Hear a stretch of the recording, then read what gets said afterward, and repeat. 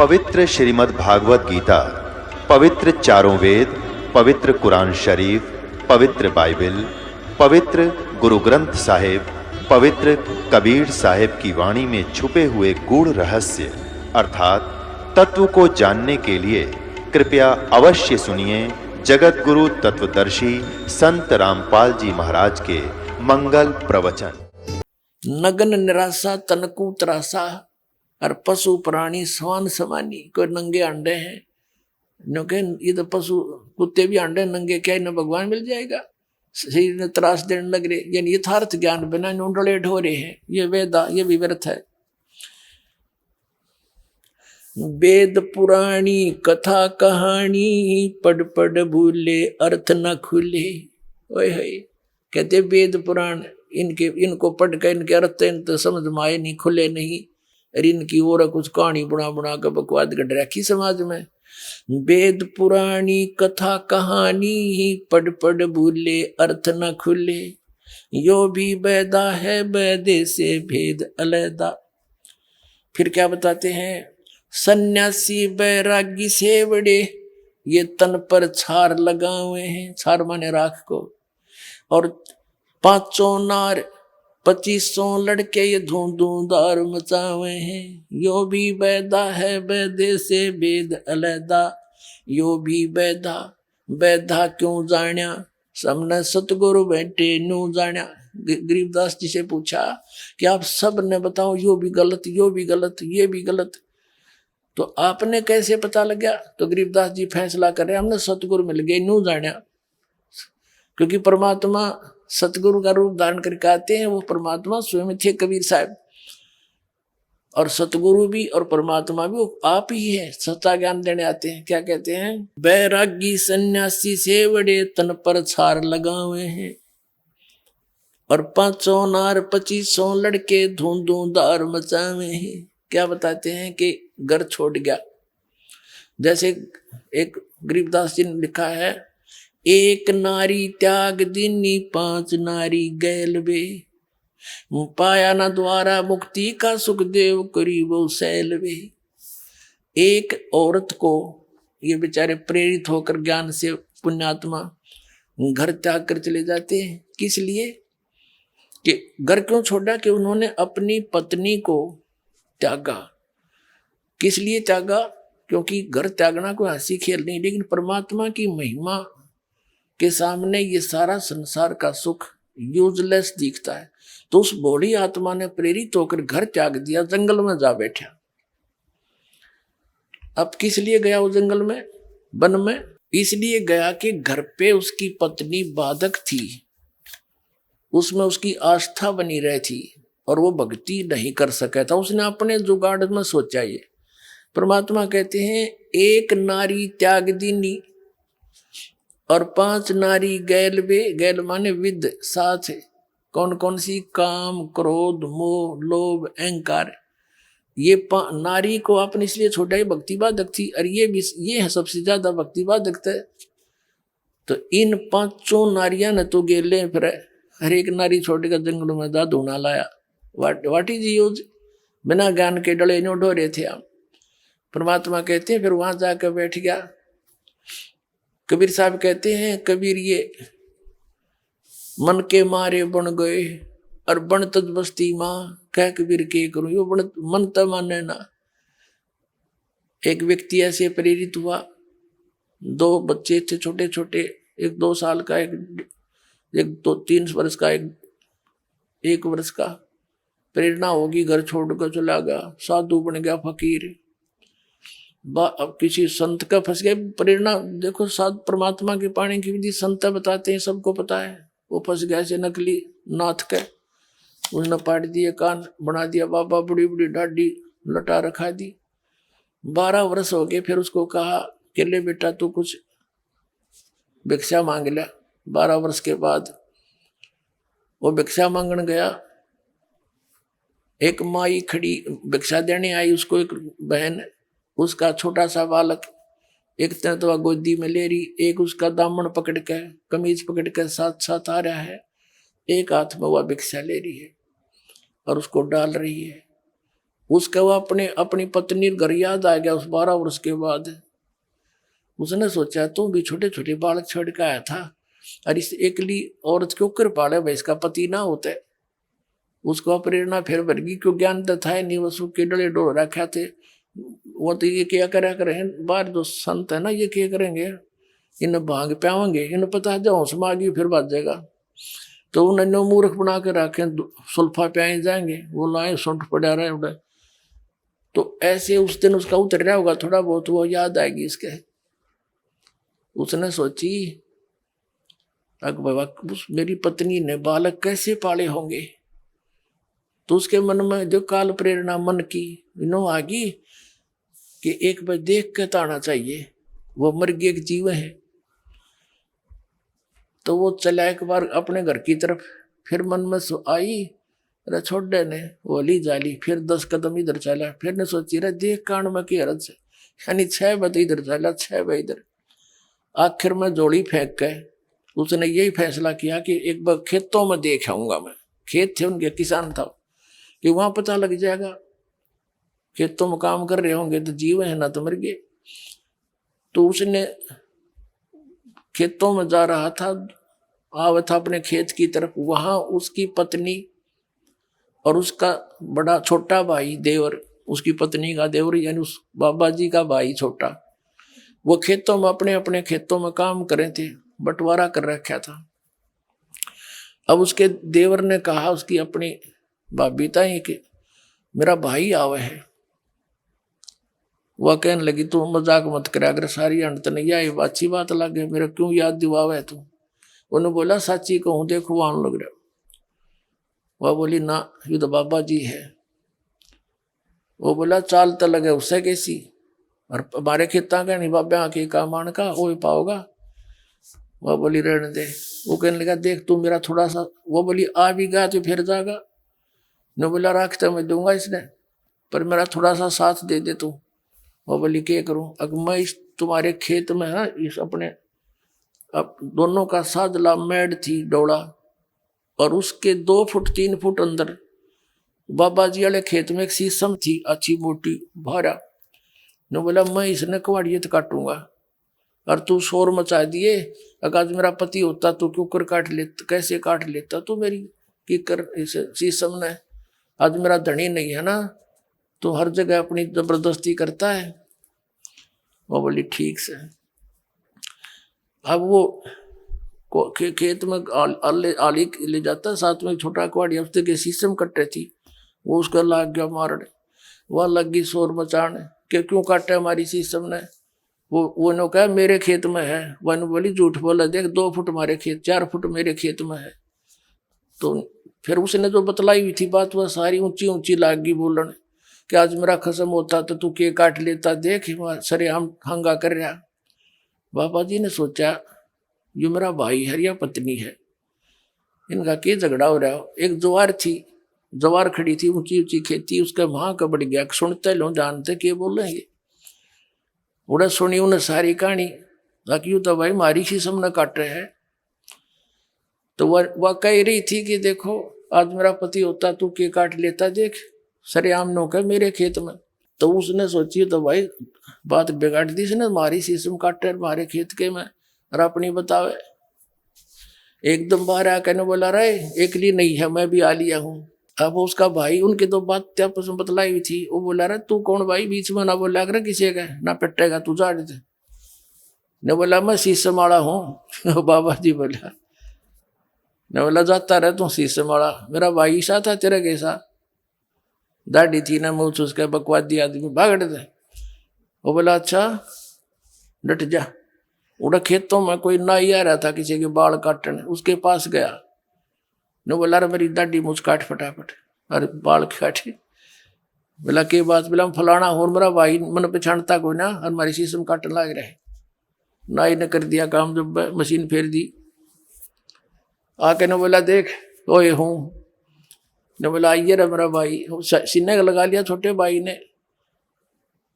बोला संभाल तेरी शीशम ने, उड़ा पकड़ा दिया हड़ भाई ने, हो गया बाबा जी जैसे थे। अब कबीर साहब कहते हैं मन के मारे बन गए, और बनत बस्ती माँ कह कबीर के करूँ यो बनत मन त माने ना, मन माने भगवान के ज्ञान ते।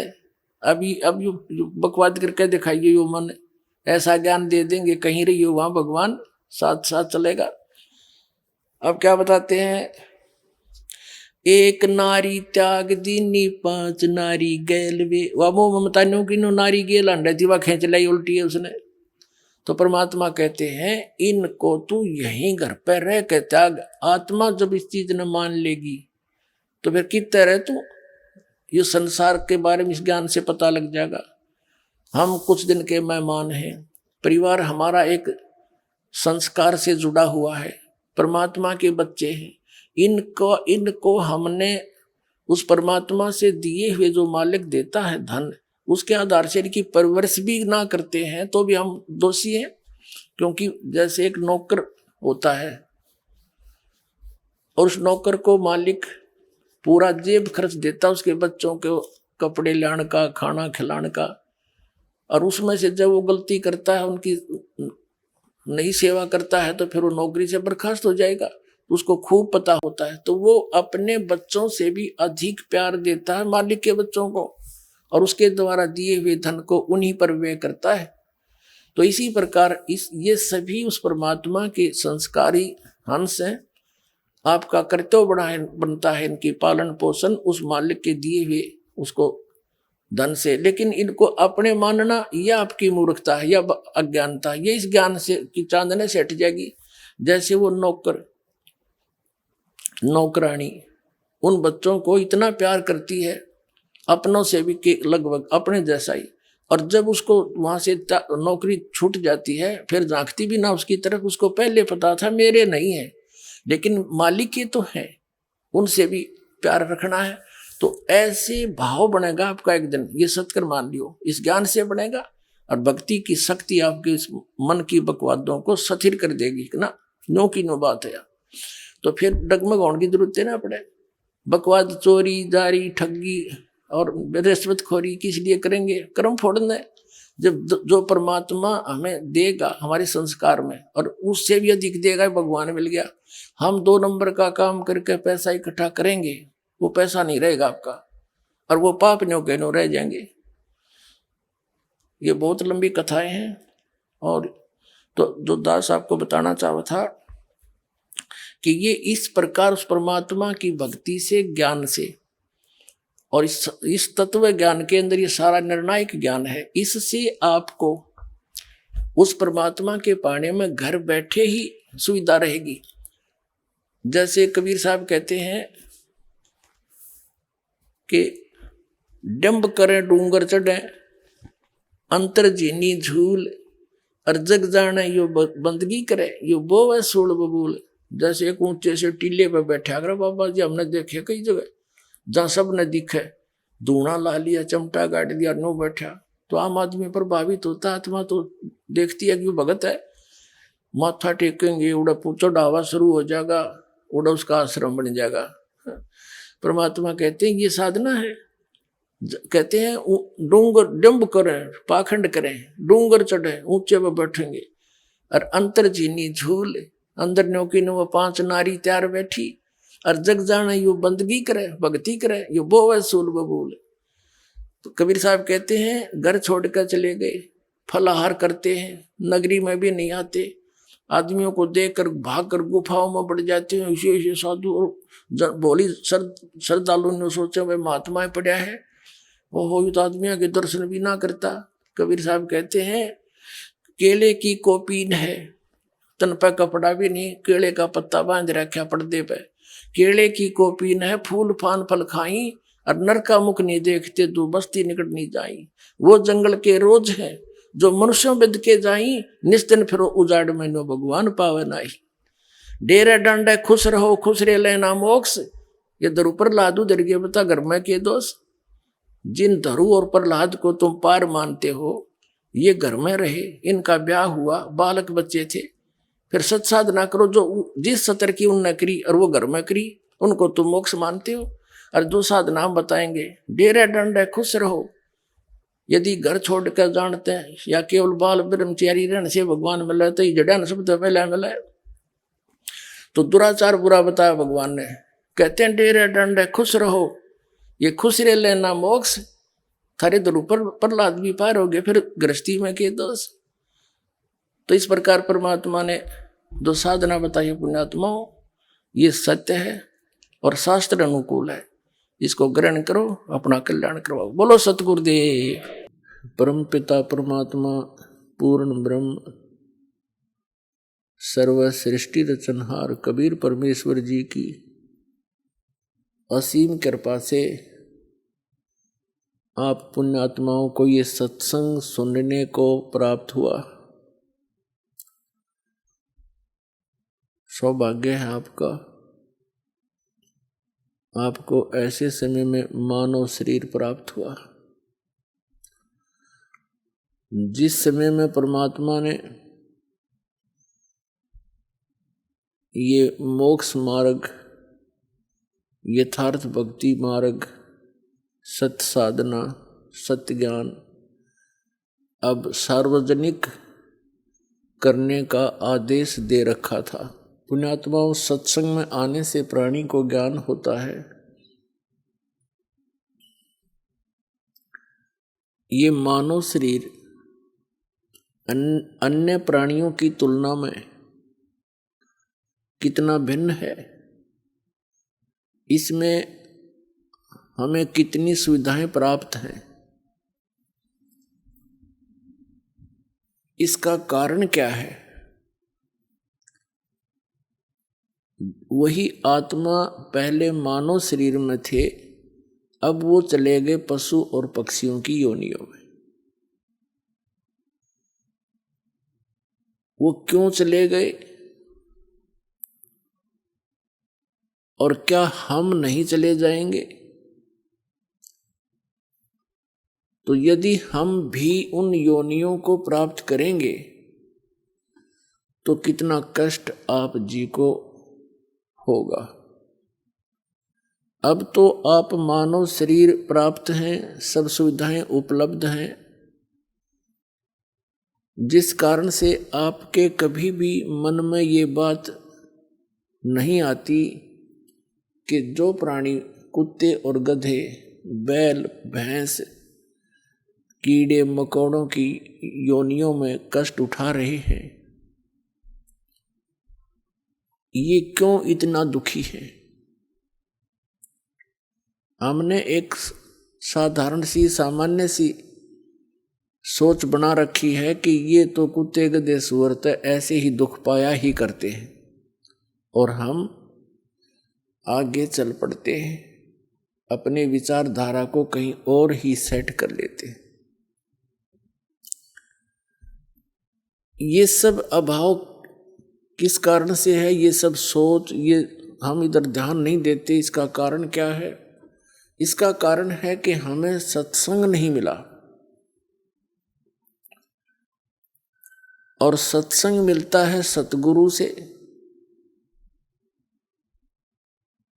और सतगुरु का अभाव हमारे लिए बहुत बड़ा हानिकारक रहा अभी तक। जब तक आप जी को सत्संग प्राप्त नहीं होगा, आपकी धारणा एक जन साधारण की तरह उन प्रतिदिन के कार्यों में ही बनी रहेगी, आपकी आस्था उन्हीं में बनी रहेगी। जैसा कि हमें तत्व ज्ञान होने से पूर्व हमारा जो दिनचर्या थी, जो हमारा उद्देश्य था, टारगेट था, वो क्या था? बच्चे थे, शिक्षा ग्रहण करेंगे, अच्छी पोस्ट प्राप्त हो जाएगी, विवाह हुआ, संतान होगी, इनको पाल पोस देंगे, इनका विवाह कर देंगे, बस फिर हम बेशक मर जाएं, हमारा काम पूरा हो गया। इतना ज्ञान था हमें। मानव जीवन का क्या इतना ही कार्य था? ये तो पशु पक्षी भी करते हैं और मनुष्य से ज्यादा प्यार से करते हैं। एक बंदरिया अपने बच्चे को सीने से लगाए फिरती है, उछल कूद मचाती रहती है। एक चिड़िया अपने बच्चे के, एक पक्षी अपने बच्चों को आहार खिलाता है, पहले जंगल से उन अपने मुख में भर के लाता उनके लिए और अपने मुख से निकाल कर उनको देता है। इतनी ममता उनके अंदर भी है। और यही कर्म अगर मनुष्य का था तो फिर क्या फायदा से मनुष्य जीवन को इतनी सुविधा देने का। इसका मूल उद्देश्य कुछ और है जो आपको सत्संग से पता चलेगा, और हमें भी फिर सत्संग से पता चला। जो भक्त आत्माएं अन्य संतों के पास जाते हैं वो भी सोचते हैं कि हम सत्संग सुन रहे, ये उनकी बहुत बड़ी भूल है। उनके पास सत्संग नहीं है। दास ये कहे कि इस ब्रह्मांड में 21 ब्रह्मांड में इस दास के अतिरिक्त वर्तमान में किसी के पास सत्संग नहीं है, तो ये बात भले ही भगत समाज को खटके एक बार, लेकिन ये सत्य से परिपूर्ण है।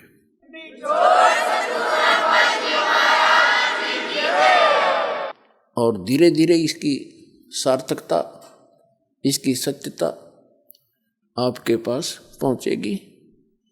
फिर आप इस दास के इन वचनों को सुनकर आंखों से आंसू बहाया करोगे कि सचमुच वो ज्ञान था, उनको कह कह का पता नहीं, लाखों लोगों को भ्रमित किए बैठे हैं वो लोग। अब सत्संग है या असत्संग है, इसका ज्ञान कहाँ से होगा? उसके लिए परमात्मा ने स्वयं आकर के ज्ञान दिया है। कबीर भगवान ने, कबीर परमेश्वर जी ने। उस समय वो परमात्मा स्वयं सतगुरु रूप में आए थे, लेकिन वो परमात्मा भी थे। वो आते ही इस लोक में इस उद्देश्य से हैं कि मैं अपने बच्चों को, अपनी आत्माओं को अपनी जानकारी स्वयं बताऊं, सत्य सत्य बताऊं, सच्ची साधना इनको बताऊं, और ये इस साधना इस विधि से करके इस प्रकार मर्यादा में रह करके ये यहाँ काल के जाल से निकलकर सतलोक आ जावे। प्रत्येक युग में कबीर परमात्मा आते हैं और यही यथार्थ ज्ञान जो दास आपको सुना रहा है, ये उसी परमेश्वर कबीर जी का दिया हुआ है। और दास ने उन्हीं की कृपा से, कबीर परमेश्वर जी की रजा से, गुरुदेव की दया से इस ज्ञान को यथावत समझा है और वो आपको सुनाया है। यही ज्ञान परमात्मा चारों युगों में आते हैं, हमें सुनाने की चेष्टा करते हैं, लेकिन उस समय हम उस परमेश्वर पर विश्वास नहीं करते, क्योंकि सतयुग त्रेता द्वापर में हम दुखी नहीं होते। मानव दुखी नहीं होता, उसमें विशेष सुविधाएं रहती हैं। सतयुग में तो बहुत ही पुण्यकर्मी प्राणियों का जन्म होता है,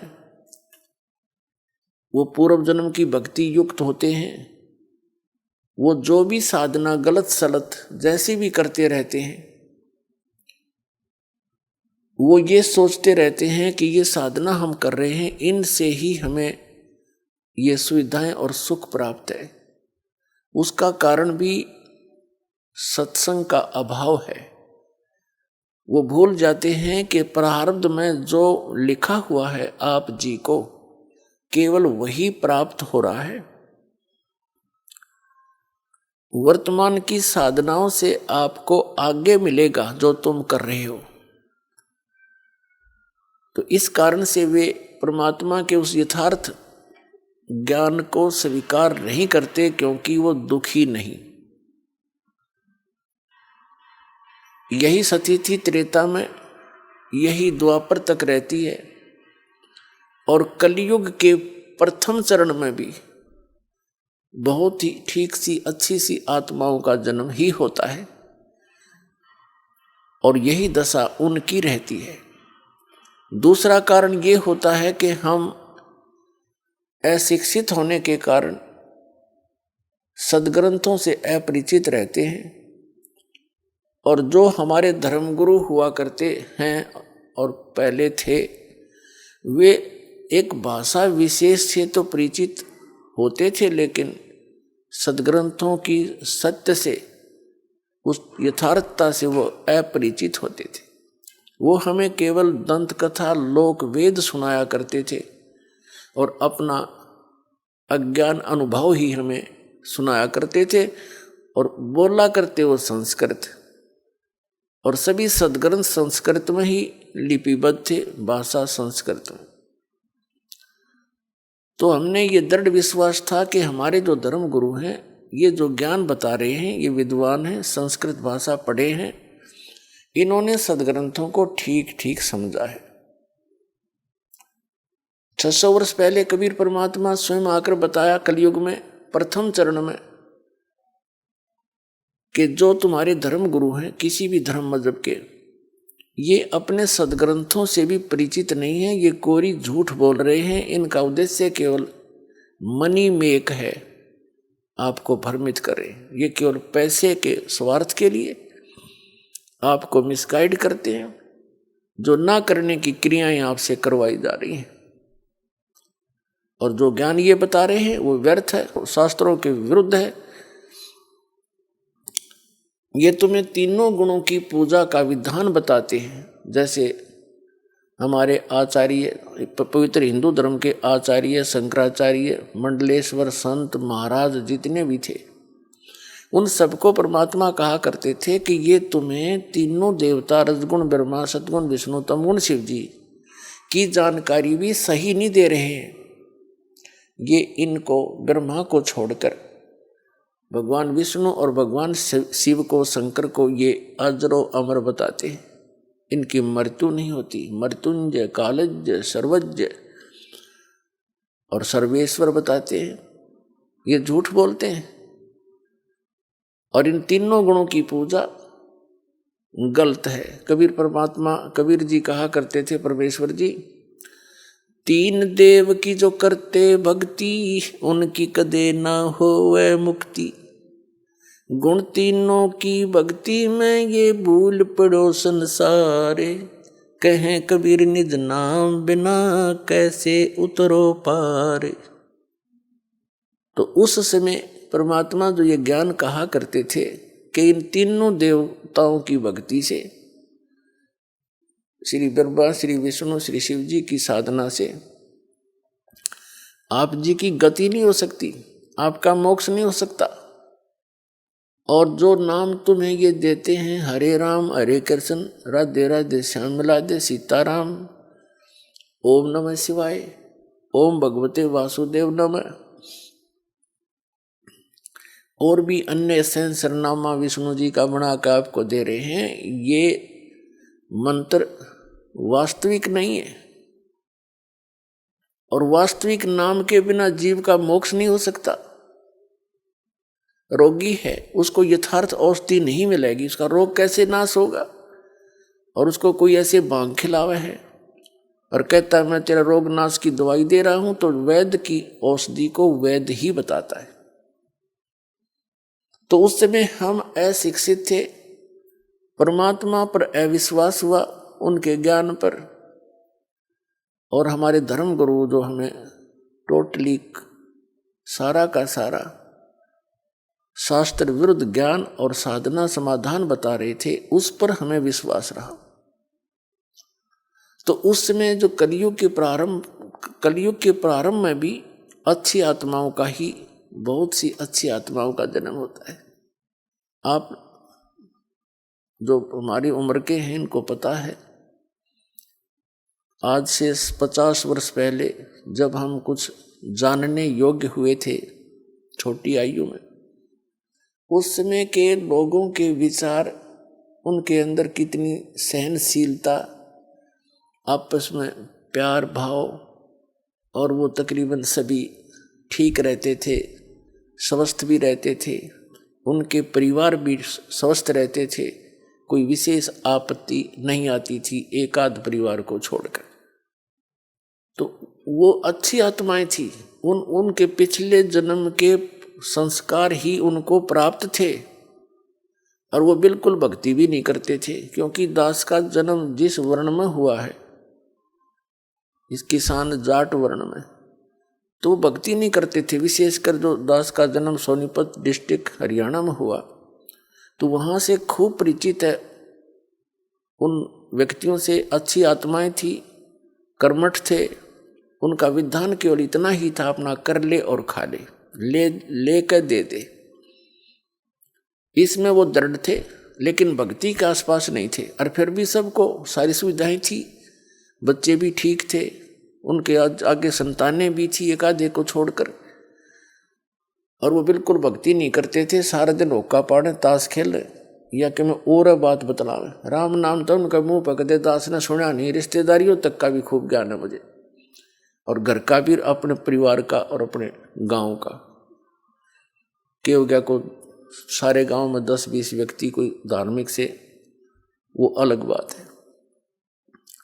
वो भक्ति करते हों, वो भी जैसे लोक वेद की। तो कहने का भाव यह है कि वो अच्छी आत्माएं थी, और वो साधना करते या ना करते उनको सब सुविधाएं प्राप्त थी। तो ऐसे ही परमात्मा जब आए तीनों युगों में और चौथे युग कलयुग में, उस समय ये प्राणी घना दुखी नहीं था, और परमात्मा के उन वचनों पर विश्वास इसलिए भी नहीं हुआ क्योंकि वो अशिक्षित थे, और जो विशेष थोड़े बहुत दुखी थे वो परमात्मा की शरण में आए और सुखी हो गए। अन्य जो ठीक उनका सुविधा थी वो परमात्मा की शरण में नहीं आए। केवल दुखी व्यक्ति ही कबीर परमात्मा की शरण में उस समय आए, और वो अशिक्षित होने के कारण भी परमात्मा को परमात्मा नहीं मान सके। उनको सुविधाएं भी बहुत दी जो दुखी टाइप के व्यक्ति थे। तो कहने का भाव दास का इस सारे विचारों का निष्कर्ष ये है कि उस समय परमात्मा द्वारा बताई गई साधना को हम स्वीकार नहीं कर सके, क्योंकि जो साधनाएं अन्य व्यक्ति जो परमात्मा कबीर जी की शरण में नहीं आए थे, जो अन्य जो भी साधना कर रहे थे, वो उनसे भी उनको राहत थी पूरी, लेकिन वो सोच रहे थे इस साधना से हमें राहत है। वो थे उनके प्रारब्ध के संस्कार, उन्हीं से उनको जो कुछ हो रहा था उसी से वो संतुष्ट थे कि मैं जो मंदिर में जाता हूँ इसी से मुझे लाभ है, कोई मैं गायत्री मंत्र जाप करता हूँ इसी से मुझे सब कुछ मिल रहा है। तो ये उनके तत्व ज्ञान के अभाव का कारण था, उनको तत्व ज्ञान नहीं था। और जो दुखी थे, महादुखी थे, वो कबीर साहब की शरण में आकर सुखी हो गए। उनको सिर्फ इतना सहारा मिल गया कि हमें ये सिद्ध पुरुष है और हमें राहत मिल गई। दूसरे दुखी नहीं थे, वो आए नहीं, कहने लगे हमें तो जो साधना कर रहे हैं वो बिल्कुल सही है। तो इस प्रकार इस तत्व ज्ञान का अभाव यानी सत्संग की कमी और अशिक्षा, ये हमारे लिए अभी तक आगे आड़े अड़ी रही भगवान के पहचानने में और भगवान के इस ज्ञान को जानने में। परमेश्वर कबीर जी ने 600 वर्ष पहले अपनी प्यारी आत्मा धर्मदास जी से कहा था कि धर्मदास, जब कलयुग की बिचली पीढ़ी का समय आएगा उस समय इनको शिक्षित किया जाएगा और उस समय इनको मैं पुनः आऊंगा और यथार्थ ज्ञान कराऊंगा। क्योंकि धर्मदास जी बड़े चिंतित थे, विशेषकर उस समय चिंतित हुए जिस समय परमात्मा ने एक लीला की थी कबीर जी ने, ये देखने के लिए कि जो मेरी शरण में आए हैं उसमें 64 लाख शिष्य कबीर परमेश्वर जी के हुए थे। सन 1398 में कबीर परमात्मा जी सतलोक से चलकर आए थे और काशी शहर लहर तारा तालाब के अंदर कमल के फूल पर एक शिशु रूप धारण करके वो प्रकट हुए थे। उनके कोई माता पिता नहीं। वहां से एक नीरू नीमा नाम के जुलाहा पति पत्नी थे, वो परमात्मा को, बालक को ले गए थे। वो निसंतान थे और उनके घर परमात्मा लीलामय तरीके से परवरिश को प्राप्त हुए। बड़े होकर जुलाहे का कार्य करने लगे और साथ में जिस उद्देश्य को लेकर आए थे वो तत्व ज्ञान भी प्रचार करते थे, वो सतगुरु का रोल भी करते थे, जिस कारण से वो जुलाहा कहलाए। तो उस समय परमात्मा के शरण में जो भी आया, कुछ आशीर्वाद से, कुछ भगवान परमात्मा प्रथम मंत्र देते थे जो दास आपको देता है, इस 5 नाम का, बस इससे उनको बहुत लाभ हुआ। 64 लाख शेष बने थे केवल मालिक की इस चमत्कारी शक्ति को देखकर। फिर परमात्मा ने देखना चाहा था कि मैं देखूं ये मुझे एज ए गॉड ट्रीट करते हैं या एज एक संत, ये मुझे भगवान की तरह मानते हैं, मुझे ये भगवान स्वीकार किए हुए हैं, या मुझे एक सिंपल संत मानते हैं। परमात्मा को तो मालूम था ये क्या मानते हैं, लेकिन दिखाना चाह रहे थे धर्मदास को और अन्य अपने निज भक्तों को। परमेश्वर कबीर जी ने एक लीला की थी। एक लड़की वैसा थी, गणका थी, उसने सत्संग सुना, उसको अपने कर्म से नफरत हुई, आत्मा जाग गई उसकी। परमात्मा कबीर जी के चरणों में आई, अपनी सारी कहानी बता दी और प्रार्थना की, मालिक क्या मेरे जैसी दुष्टा का भी उद्धार हो सकता है? कबीर परमात्मा ने कहा, बेटा आत्मा तो लाल है, ये कीचड़ में गिर जाती है तो जौहरी उसको साफ करके वैसा ही बना लेता है, कीमत में कोई अंतर नहीं होता।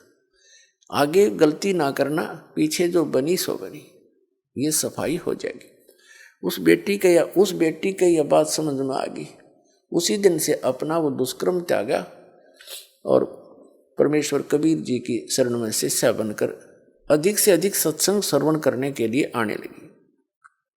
अब जब सत्संग के अंदर वो गणिका सुप्रसिद्ध काशी की वैश्या थी, सबको पता था, परमात्मा के सत्संग में आने लगी, कबीर जी के सत्संग में, तो उनके शिष्य ही उस लड़की को भला बुरा कहने लगे। तू यहाँ मत आया कर, बदनाम करवाएगी हैं। और तो उस लड़की ने परमात्मा जी से, गुरुदेव से कहा, गुरुदेव वो सारी कहानी बताई कि कुछ भक्त, कुछ माई मुझे हे दृष्टि से देखते हैं और मुझे यहाँ आने के लिए मना करते हैं। तो परमात्मा ने सत्संग के माध्यम से सभी को बहुत कुछ संकेत दिए, बताने की चेष्टा की कि कुष्टी होवे संत बंदगी कीजिए, हो वैसा के विश्वास चरण चित दीजिए। क्या बताते थे कि यदि कोई भक्त कोढ़ी भी है, उसका चाम भी चू रहा है और उसने दीक्षा ले रखी है, उससे नफरत ना करना, उससे भी सत्साय बोलना, प्यार से डील करना उसको, क्योंकि वो भक्त है, परमात्मा की आत्मा है और धीरे धीरे वो कल्याण हो जाएगा उसका। ऐसे ही बताते हैं, हो वैसा के विश्वास चरण चित दीजिए। यदि कोई गणका भी हो और वो भगवान पर विश्वास रखती है, उसको भी एक भक्त भगतमती बहन रूप में ट्रीट करना, अपनी आत्मा में दोष देना देखना उसके प्रति, क्योंकि वो भगवान की बच्ची है। धीरे धीरे बुराई छूटेगी, क्योंकि जब तक मैला कपड़ा साबुन और जल के संपर्क में आवेगा नहीं तो निर्मल कैसे होगा। तो ये सत्संग एक जल और साबुन दोनों का काम करता है। यहाँ आएंगे, कोई शराब पीता है, कोई सिगरेट पीता है, कोई मांस खाता है, कोई रिश्वत लेता है, कोई चोरी करता है, कोई दुराचार करता है। यहाँ आएंगे, उनको पता चलेगा, उनकी आत्मा साफ होगी तो तभी बुराई छूटेगी। चाहे कोई डाके मारता है, चोर है, जब उसको पता चलेगा तू ऐसा जुल्म कर रहा है, इसको कहाँ भरेगा, कीड़े पड़ेंगे कुत्ता बनकर सिर में, खाज लगेगी, माया यही रह जाएगी, तू लूट लूट कर जा रहा है, ले जा रहा है, या कोई भी बुराई कर रहा है, उसका कितना भयंकर परिणाम तुझे भोगना पड़ेगा। तो अज्ञानता से गलतियां बड़े बड़े महापुरुषों से भी होगी, और अच्छी आत्माएं तुरंत त्याग देती हैं, सतर्क हो जाती हैं, आगे फूक फूक कर कदम रखती हैं। तो ज्ञान सत्संग से ही होता है। कोई भी यहाँ आओ, सत्संग एक ओपन सथल होता है, सबके लिए अलाउड है, और सत्संग सुनेंगे तो बुराई छूटेगी। बहुत कुछ परमात्मा समझाया करते थे, लेकिन एक और हमारे अंदर दोष है, हम गुरुदेव से अतिरिक्त अपने को ज्यादा बुद्धिमान मानने लग जाते हैं, और जब सुख हो जाता है, क्योंकि ये तो एक सुख का सागर है कबीर परमात्मा, इनकी शरण में आने से जीव को सुख तो होगा ही होगा। जैसे एसी रूम है, एयर कंडीशनर, और उसके अंदर कोई आता है गर्मी में, उसमें तो आती इसको राहत मिलेगी मिलेगी, वो वातावरण ऐसा है। तो सुख होते ही हमारे अंदर एक दोष है, हम भगवान से ही दूर होना प्रारंभ कर देते। तो कबीर साहब कहते हैं वो सुख भी आपके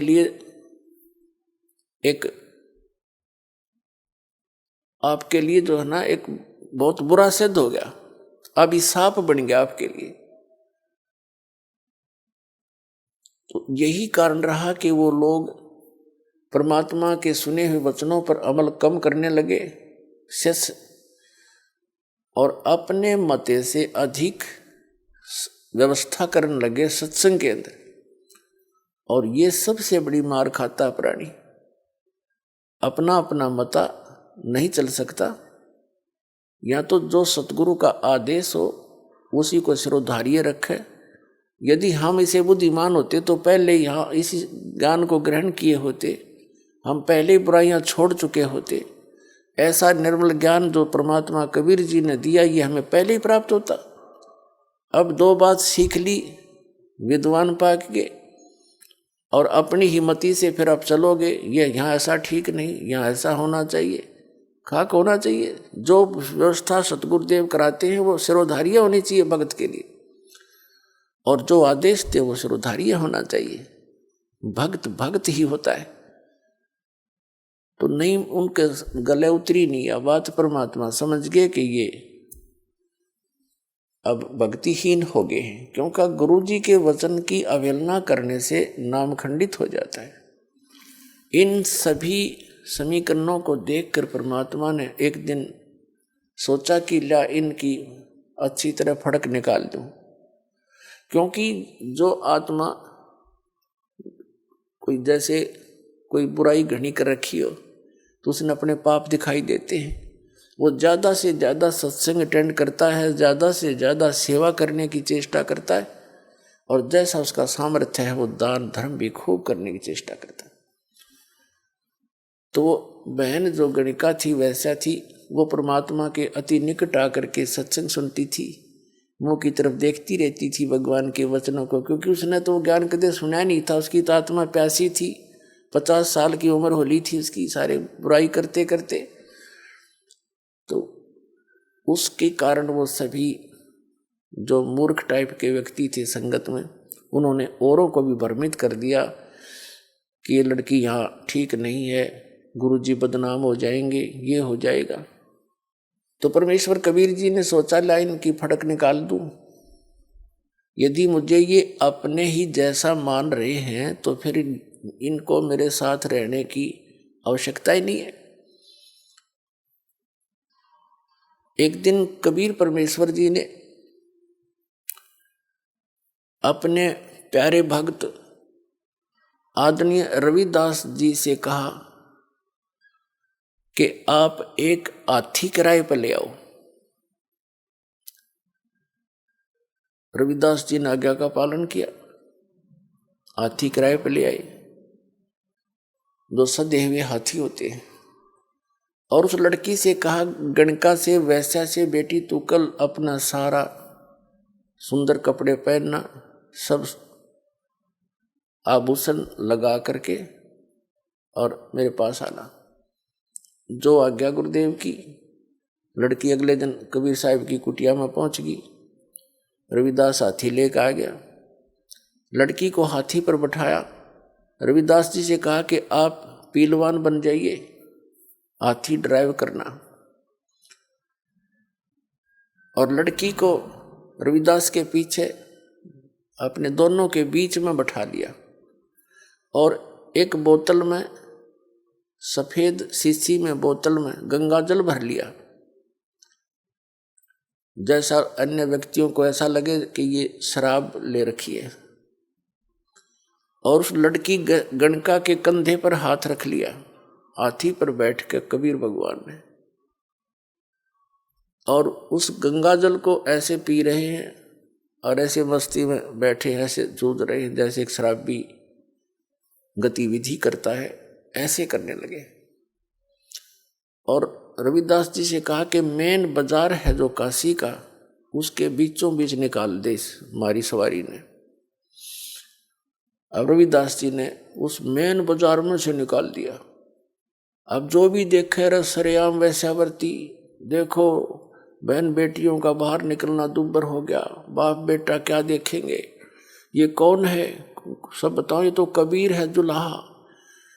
और सभी कहते थे हम तो पहले कहा करते थे, हमें पता था कि वहाँ क्या होता है, वहाँ वैश्या भी सुप्रसिद्ध जाया करती थी। आज देख लो सरेआम होगी या साची जो चर्चा जनता में चला है। आइए अब हम उन श्रद्धालुओं के अनुभव जानते हैं जो जगत गुरु तत्वदर्शी संत रामपाल जी महाराज जी से दीक्षा प्राप्त कर चुके हैं तथा उनके द्वारा बताए गए भक्ति मार्ग पर चल रहे हैं। नमस्कार सर।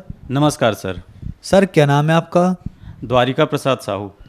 द्वारका प्रसाद जी आप कहाँ से हैं? मैं राजनांदगांव छत्तीसगढ़ से हूँ सर।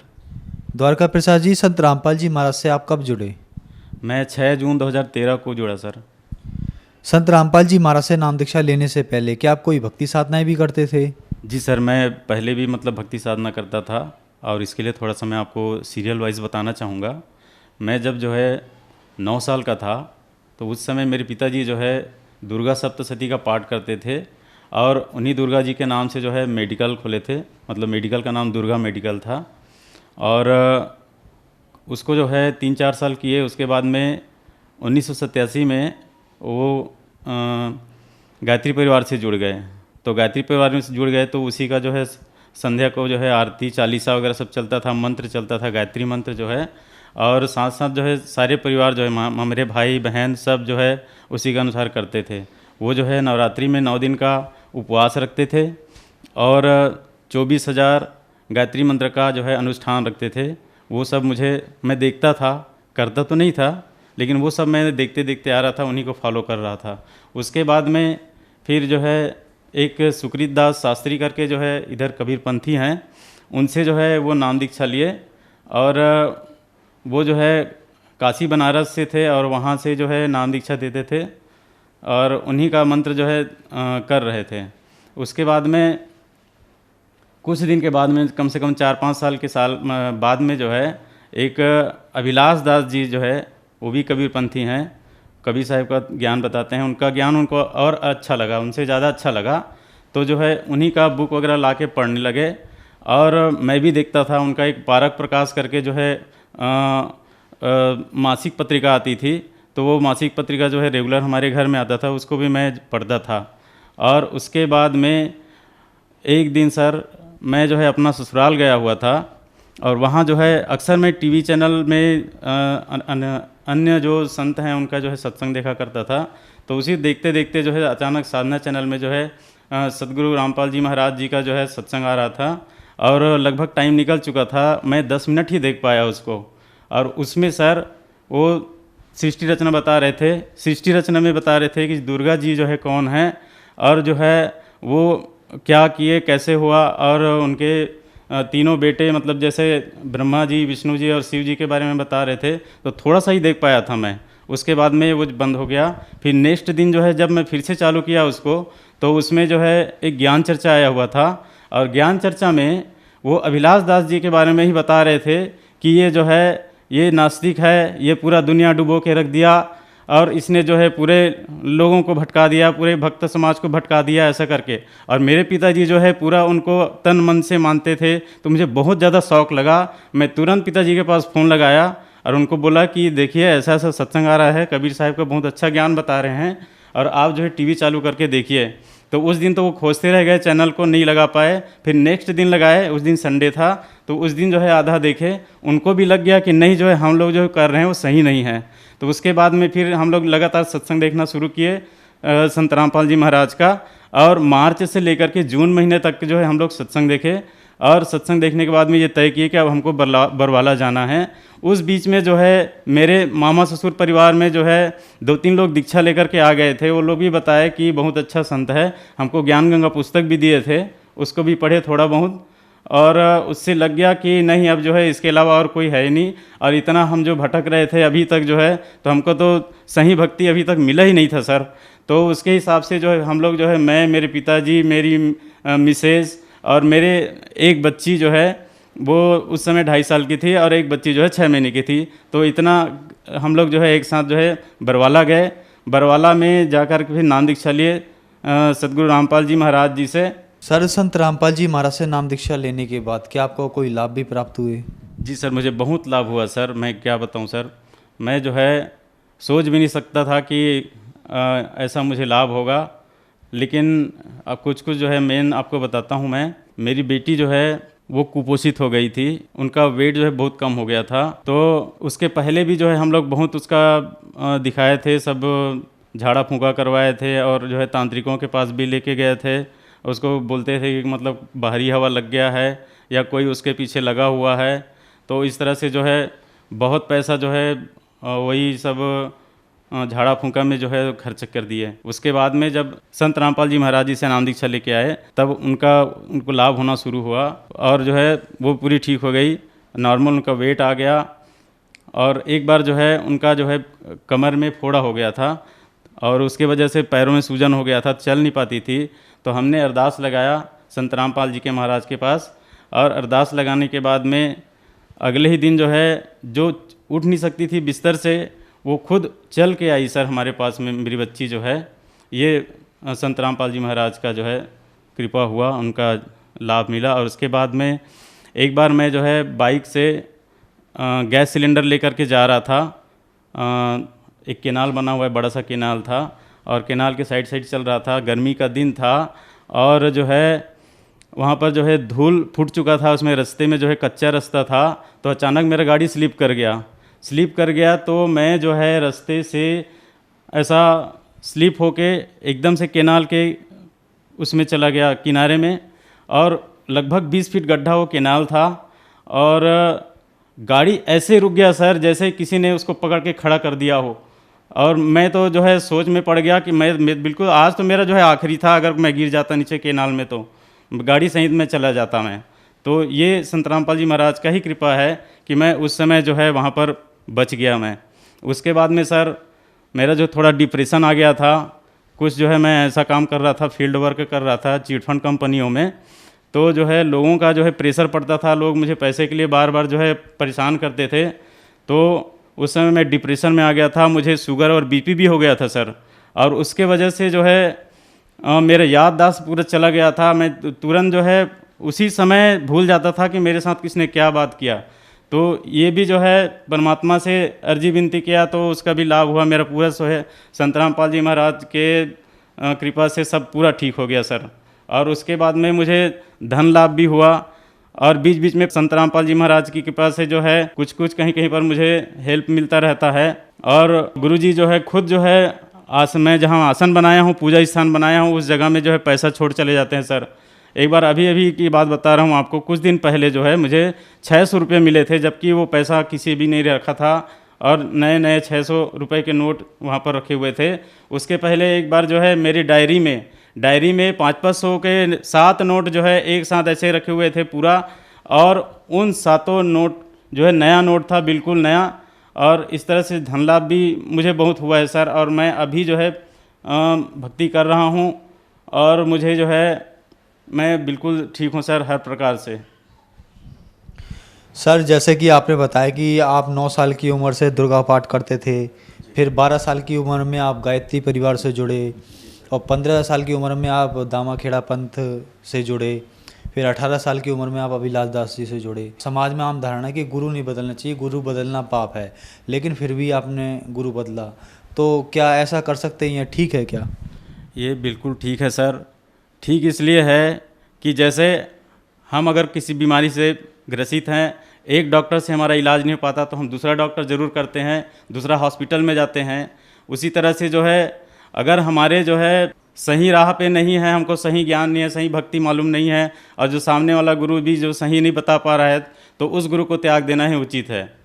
इसमें कहा गया है कि जब तक गुरु मिले न साचा, तब तक गुरु करो 10 पाँचा, ऐसा कहा जाता है। तो उसके हिसाब से बिल्कुल सही है सर, गुरु बदलना चाहिए, इससे कोई दोष नहीं है।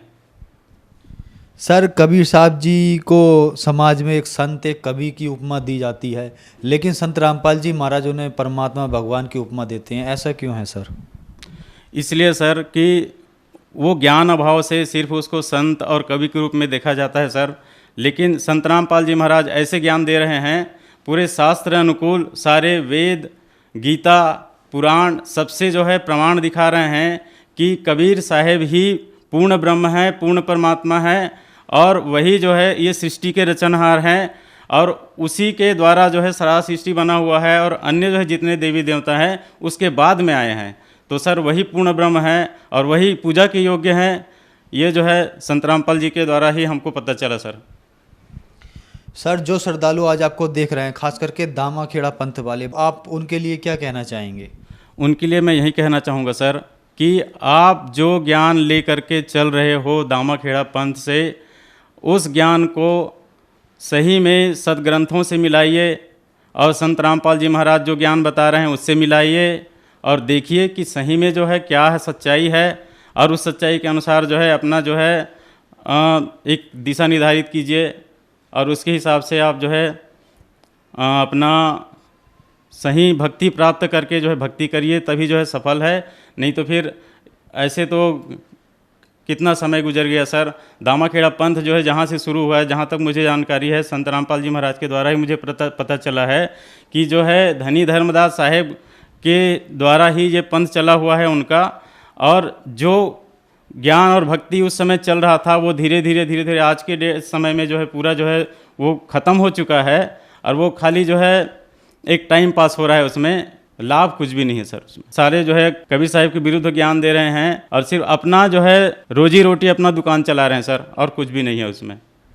सर संत रामपाल जी महाराज से नाम दीक्षा कैसे ली जा सकती है? संत रामपाल जी महाराज से नाम दीक्षा ऐसे ली जा सकती है, बहुत सारे टीवी चैनलों पर जो है सत्संग आ रहा है, उन सत्संगों में नीचे एक पीली पट्टी चलती है, पीली पट्टी में जो है आश्रम का नंबर दिया हुआ रहता है। उस नंबर पे आप फ़ोन लगा के अपने नज़दीकी नामदान केंद्र पता कर सकते हैं, और वहाँ पर जो है संत रामपाल जी महाराज जी से नाम दीक्षा ले सकते हैं। धन्यवाद सर। सत साहेब।